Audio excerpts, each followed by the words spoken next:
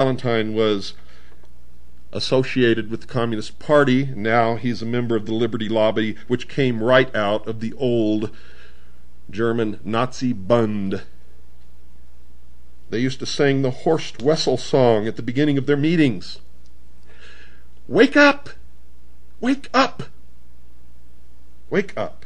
Why do you think every time somebody calls Tom Valentine and asks him about Freemasonry and their complicity in the conspiracy, he covers it up and hangs up on the person as quickly as possible and denies that there's any complicity of Freemasonry? Now this makes me a little hot under the collar. I've got to cool down a little bit, so we're going to take a break, folks. Don't go away. I'll be right back after this very short pause.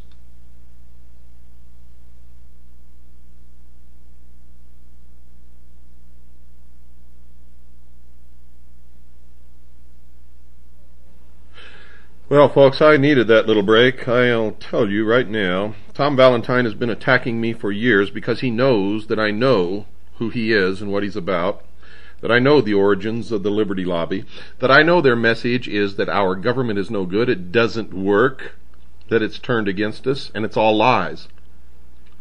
For it's the people who are in these secret societies who have turned against us, who are delivering that message to us to get us to voluntarily overthrow or get rid of our own government, the only government in the history of the world that has ever set man free.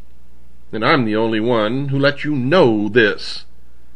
It's not our government, it's not the Constitution, it's not the Bill of Rights, it's not the structure.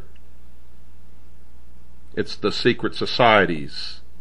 It's the Tom Valentines. It's the Bogreitzes.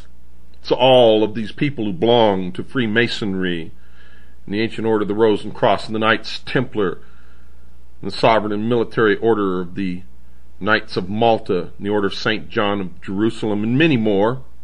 Many more. Socialist, international socialism, under many, many different names. You see, folks, you see, the senator was right. Senator McCarthy was absolutely right. He was correct. He just didn't know the proper name. He thought he was ferreting out communism. He wasn't.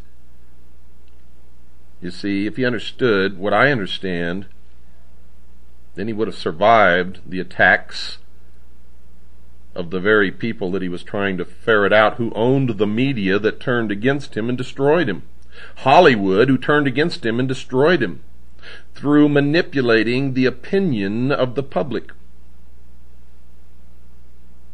See, communism, folks, is just a word. It's another boogaboo enemy. The real enemy, folks, is Mystery Babylon. I could never say what I said tonight before, because if I had, it would have been misinterpreted. I had to have independent verification that the Stell group worshipped Lucifer before I could reply legitimately to the attacks upon me by Tom Valentine. Because if I had told you what I know without independent verification, all of you would have turned against me as being a poor sport or some other bullshit. It's a real load off my chest to be able to deliver that message to you. I can tell you that right now. Real load off my chest. Let me continue. Remember, this is chapter 9 of A. Ralph Epperson's book, The New World Order. So there is a basic disagreement about the nature of Lucifer, also known as Satan or the devil. The Bible depicts him as a force for evil, and Mr. Pike and others pictures him as a force for good. But the connection between Lucifer and the ancient mysteries needs to be further amplified. The mysteries had a purpose, to create a Superman. Where have you heard that before? Hitler said it, and they're working in secret in laboratories right now toward the same goal. The mysteries had a purpose, to create a Superman, one capable of understanding the true nature of the universe and to worship the true God. W.L. Wilmshurst, a Mason, wrote these thoughts in his book entitled The Meaning of Masonry. Quote, "This, the evolution of man into Superman, was always the purpose of the ancient mysteries, and the real purpose of modern Masonry is not the social and charitable purposes to which so much attention is paid, but the evolution of those who aspire to perfect their own nature and transform it into more godlike quality," unquote. And need I say as an aside here what a Freemason said to a friend of mine who was his son?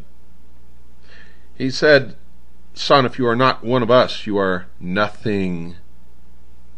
And of course the son was not one of them, and to his great credit has never become one of them. W.L. Wilmshurst amplified this thought a little later in his book.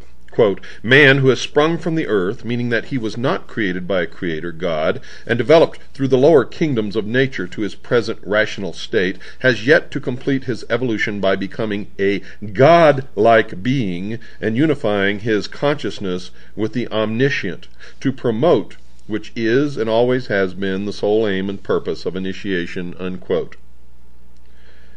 And he goes on, quote, "No higher level of attainment is possible than that in which the human merges in the divine consciousness and knows as God knows," unquote. What have I been telling you all this time, folks?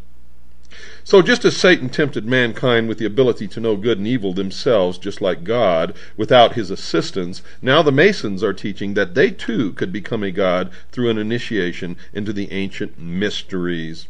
John Anthony West, in his book Serpent in the Sky, wrote this in support of Mr. Wilmshurst's statement, quote, "Egypt started with the concept of divine attributes within man. The gods are not brought down to earth, rather man is raised to the gods," unquote. Others, besides the above-mentioned Masons like Louis Feuerbach, have joined the discussion with similar thoughts. He was a 19th century philosopher and a hero of the communists like Karl Marx. In fact, Friedrich Engels, the co-worker with Karl Marx during the time Marx wrote the Communist Manifesto as a hired writer hack, wrote this about his friend. Quote, "All the communists of 1845 were followers of Feuerbach. The reason that the communists supported the ideas of Feuerbach is apparent when the student reads his writings, for he wrote, quote, 'Man alone is our God, our Father, our Judge, our Redeemer, our true home, our law, and our rule, the Alpha and Omega of our life and of our political, moral, public, and domestic activity. There is no salvation save through the medium of man,' unquote." John Denver, the well-known popular singer, has adopted this same philosophy about his divinity. He has been quoted as saying this after his new conversion. Quote, "It's the single most important experience of my life. I can do anything. One of these days I'll be so complete I won't be human, I'll be a god," unquote. It's the same thing that's taught in the Mormon Church. If a married couple produce many children and conform to the teachings of the church, then when they die, they will be gods, and they will be given a planet of their own, and they will continue their reproduction, only they will be souls, and they will populate the planet and will be the gods of the planet. What crap! What absolute crap! Where do these people get their egos? I'll be a god. Yeah, sure you will. If you guys are all gods, then how come you still got to pay your bills? How come you get sick? And how come you got to go to the doctor? And if you go to the doctor, what's that make the doctor if you're God? Huh? You're all a bunch of fools. You're blithering idiots. You've lost your mind. Your egos have run away with the rest of you. And you're going to die like everyone else. And you're going to find out, like everyone else, what really happens when people die. And as far as I know, no one on this earth really knows or is likely to know until it happens to them.